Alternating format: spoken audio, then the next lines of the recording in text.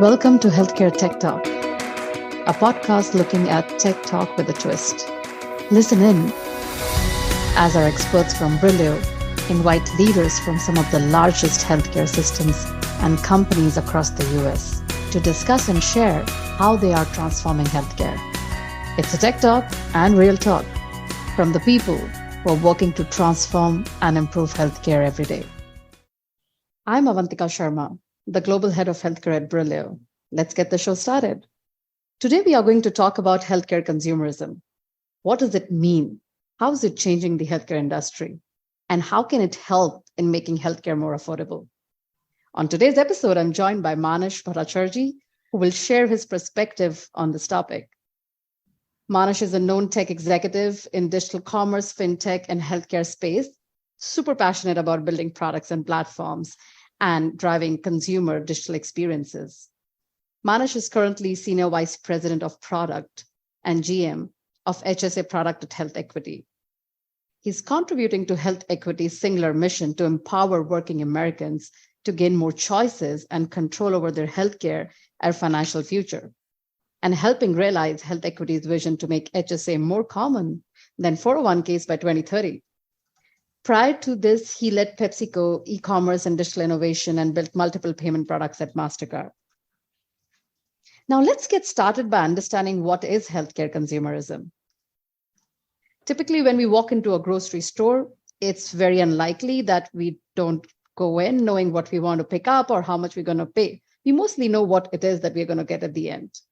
However, in contrast, a patient entering a hospital goes in without prior knowledge about the cost of the healthcare services, and they end up getting a bill post they have availed the services. So healthcare consumerism refers to the empowerment of individuals to negotiate more control over their health information, products, and services through consumer choice. So with that, Manash, happy to have you on our show.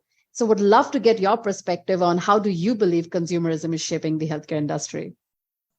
Thanks, Avantika. Avantika, first of all, thanks to you and Brillio for inviting me to join this exciting podcast series. I think we are starting off with a really relevant question. To give some background, US consumers spend close to 4 trillion annually on healthcare, which is close to 17% of our US GDP of 23 trillion. For that high a bill, you would imagine that the consumer experience would be one of the best in the world.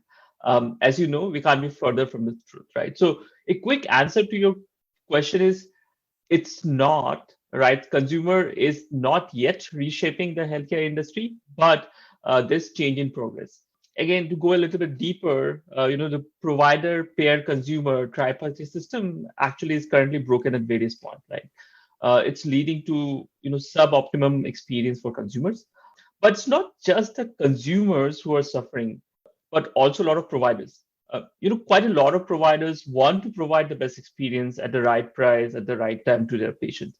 But the complex ecosystems makes it really challenging. In 2010, the United States Congress passed the Affordable Care Act, right? And the most comprehensive healthcare reform initiative since 1965 got rolled out across Medicare and Medicaid.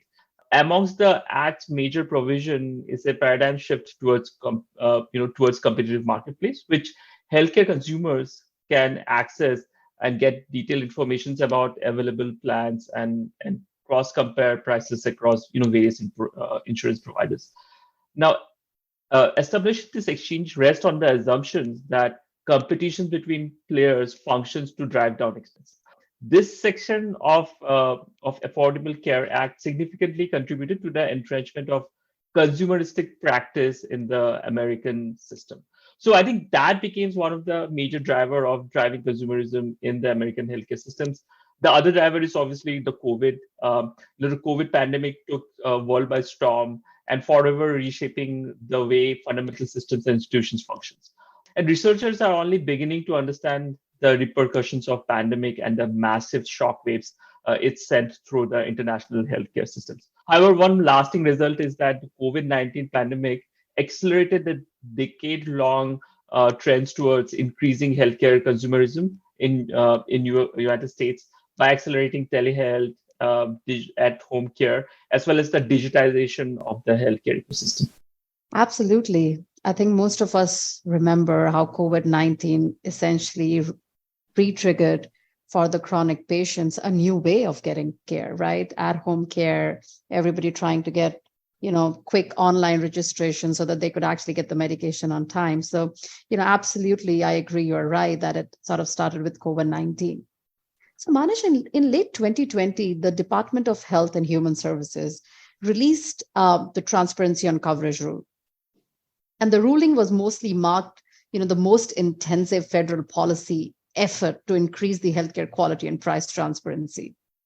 Group health plans and insurance firms were mandated to disclose their pricing and cost sharing information to the public so that people like you and me who are eventually going to avail the health services can have a little bit more transparency. Do you see these regulations helping consumers in getting the real transparency in prices? You know what? It's a funny story. Is like I come from finance, and regulations were never associated with better consumer experiences. But contrary to that, I think in healthcare, regulations do in fact drive better consumer experiences. Now, the No Surprise Act was developed for both hospitals and players to make their prices publicly accessible online for consumers, right? It is intended to help you, the average consumer, to better understand the prices of procedures and services offered. So, as a consumer, you can better determine which plan or package suits you or your family's needs better, right?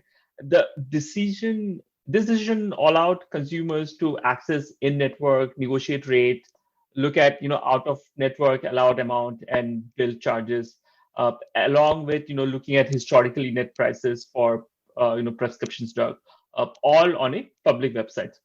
So the next time you as a consumer are looking for an X-ray, you have the choice to see, or you have the option to see whether the lab next door is cheaper than the one the next town. Now that was the hypothesis through which the No Surprise Act was expected to help the consumer.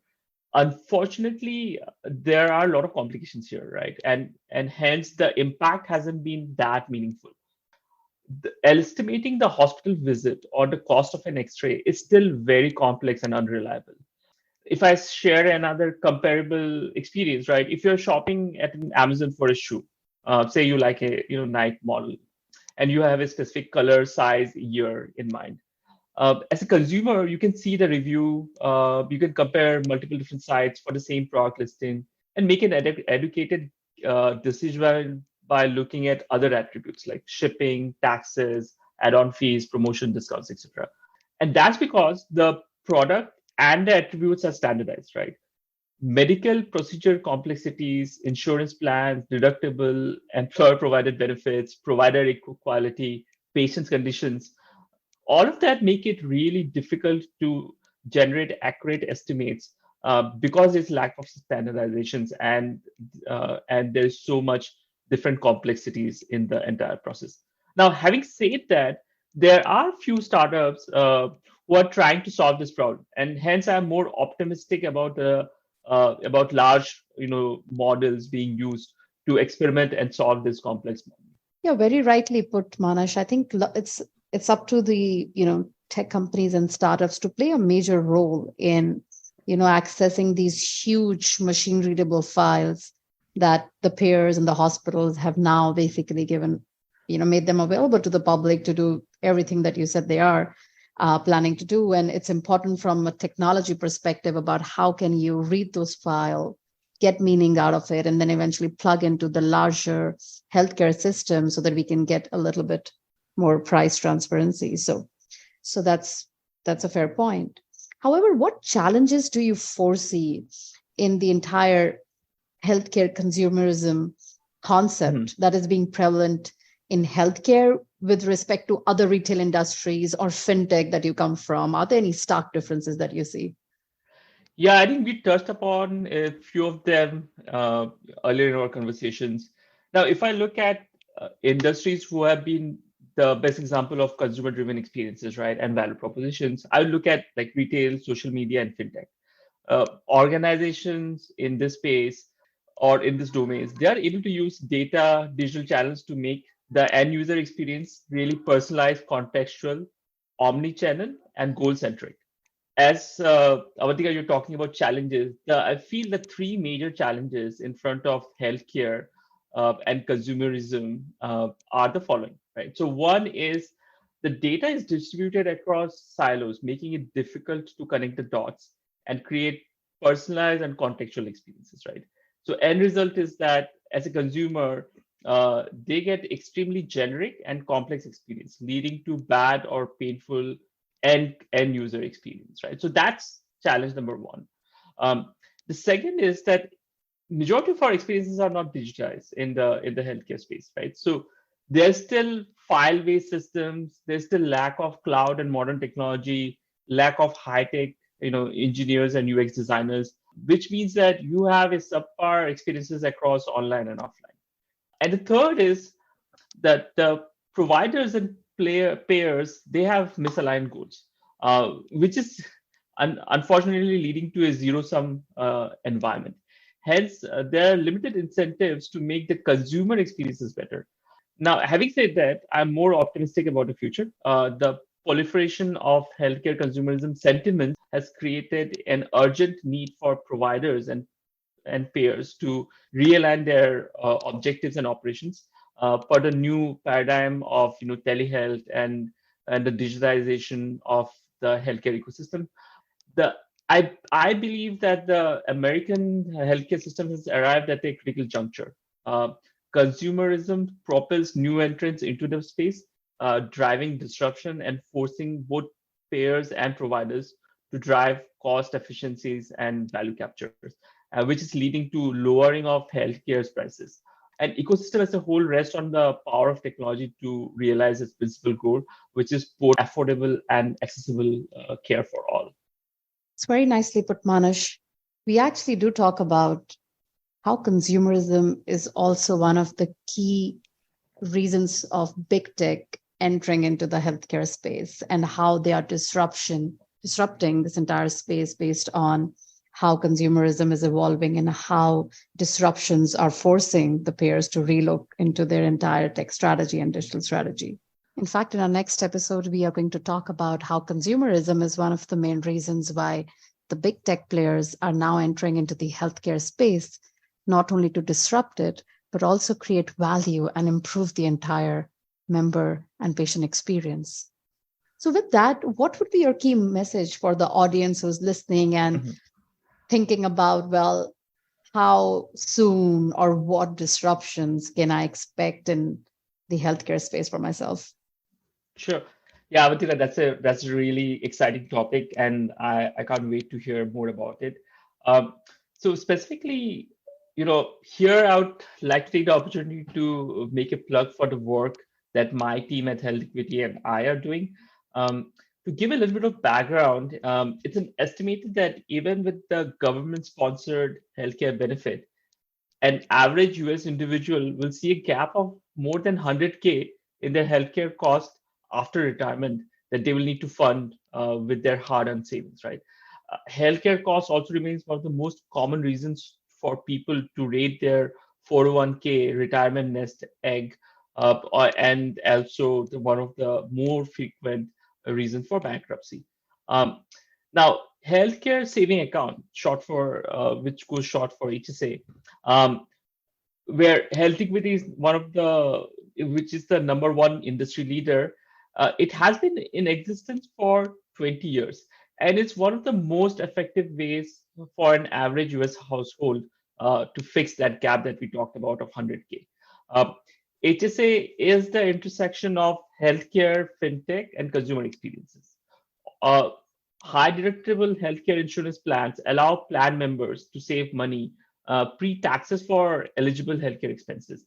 Additionally, as a member, when you reach a saving threshold, you can start investing in mutual funds, enhanced rates, which works similar to like a CD, and that money grows tax-free, both in interest as well as a withdrawal, pretty much like a 401k.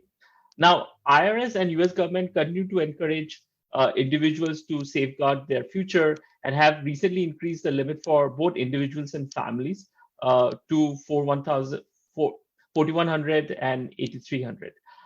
Unfortunately, at health equity and as industry overall, we see only 7 to 10% of eligible HSA participants taking advantage of the investment vehicle. Again, at Health Equity, we are on a journey to make the HSA product intuitive, personalized, and contextual, both in terms of experiences and education. I'm optimistic that in the coming days, we would be able to drive higher HSA memberships, asset accumulations, helping the US consumerism connect healthcare and finance. The HSA product is also a really good example of healthcare consumerism, which has been a dominant theme of our discussion today. At Health Equity, we are using data, experience, and personas to build omni-channel personalized experience in the healthcare domain, which, as we talked about, is really something that we can learn from fintech, retail, or social media. And I'm optimistic about the future where a personalized and contextual HSA products helps the US consumer in their journey of health and wellness. Again, that's pretty much the end of my story. And thank you again for inviting me to join your podcast series. I really enjoyed the session. Thank you, Manash. And I'm sure our audiences listening in today would be wondering, well, that's the first time I'm hearing healthcare and retirement savings in one sentence. So I'm sure it was pretty educational for a lot of the viewers and the listeners.